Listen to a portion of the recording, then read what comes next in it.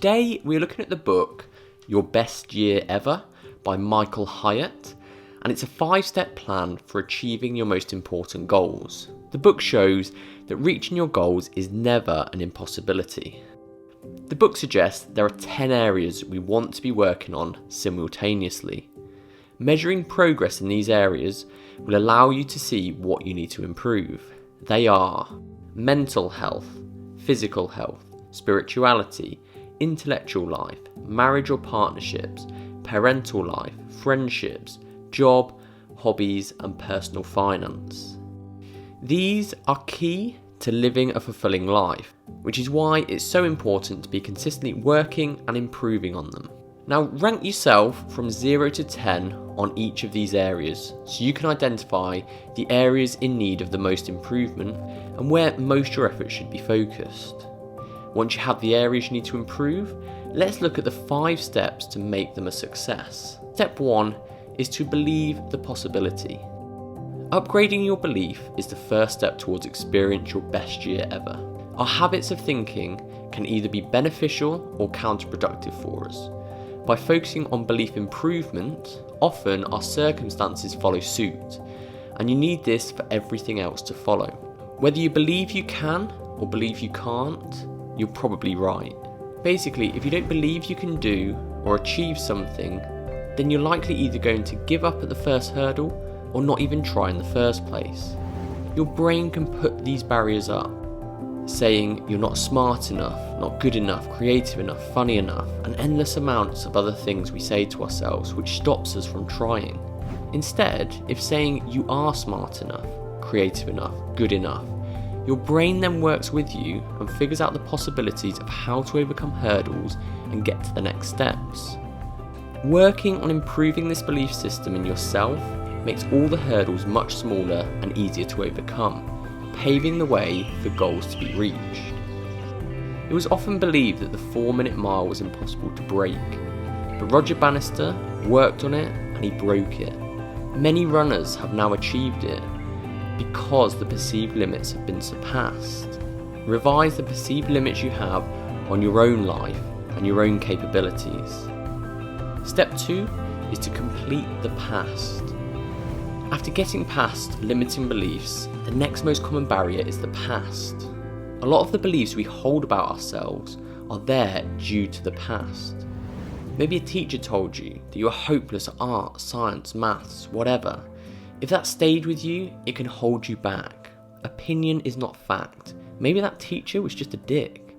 If you judge a fish by its ability to climb a tree, it will live its whole life believing it's stupid. Maybe instead it was a failed diet attempt or something, so you gave up on it completely. Instead of letting your past failures derail you, learn from them and try a different approach. As Thomas Edison once said, "I've not failed, I've just found 10,000 ways that don't work." Rather than dwelling on the past and drag an unwanted past into your future, letting it affect your future confidence, look at these areas in the past and state what you wanted to happen. Acknowledge what did happen, learn from the experience and adjust your behaviour moving forward. Apply this anytime a thought from your past holds you back until you complete all aspects of it. Step 3 is to design your future. This is thinking about what you actually want. Great things usually don't just happen, and everything great ever created first started as a thought. The author talks about smarter goals here, so specific, measurable, actionable, risky, time-keyed, exciting and relevant.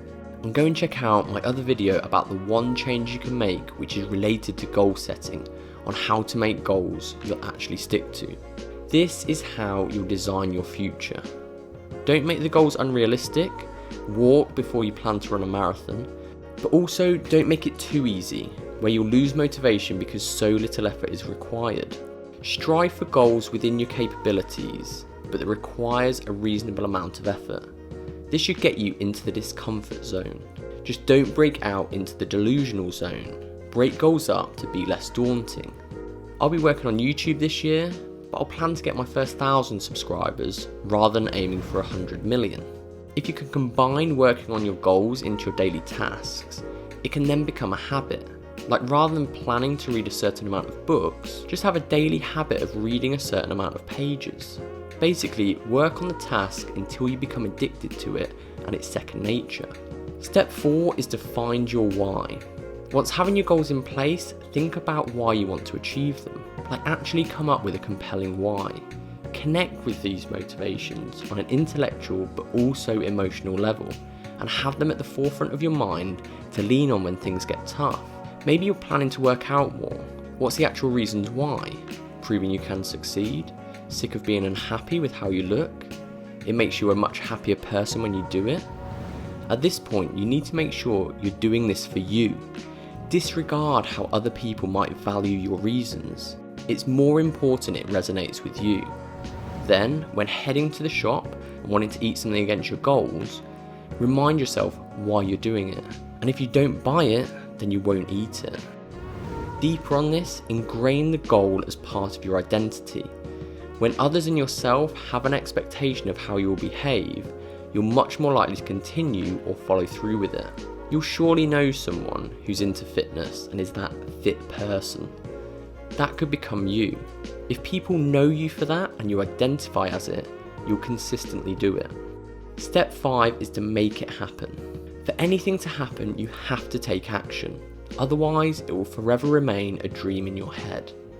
Have a good group of supportive people around you to help. Join a community of like-minded people.